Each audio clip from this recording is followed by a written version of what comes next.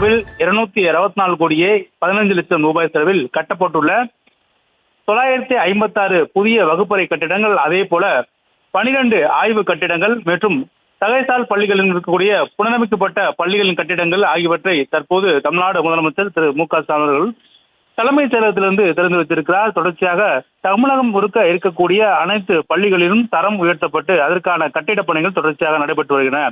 பெரும்பாலும் இருக்கக்கூடிய பழைய கட்டிடங்கள் மாற்றப்பட்டு புதிய கட்டிடங்கள், அதே போல புதிய ஆய்வகங்கள் உள்ளிட்ட பல்வேறு விஷயங்களை தொடர்ச்சியாக ஏற்கனவே பள்ளிக்கல்வித்துறைக்கு நிதி ஒதுக்கப்பட்டு அதற்கான திட்டங்களும் வகுக்கப்பட்டு தொடர்ச்சியாக தமிழகம் முழுக்க அந்த மறுசீரமைப்பு பணியானது நடைபெற்ற நிலையில் தற்போது திருவண்ணாமலையில் முதன்மை கல்வி அலுவலகத்தையும் கூடிய ஒருங்கிணைந்த கல்வி வளாகத்தையும் தற்போது முதலமைச்சர்கள் திறந்து வைத்திருக்கிறார்கள். தமிழகம் முழுக்க இருக்கக்கூடிய அனைத்து பள்ளிகளையும் கட்டிடங்களையும் மறுசீரமைப்பு தொடர்ச்சியாக நடைபெற்ற நிலையில் தற்போது புதிய கட்டிடங்களை முதலமைச்சர்கள் திறந்து வைத்திருக்கிறார்.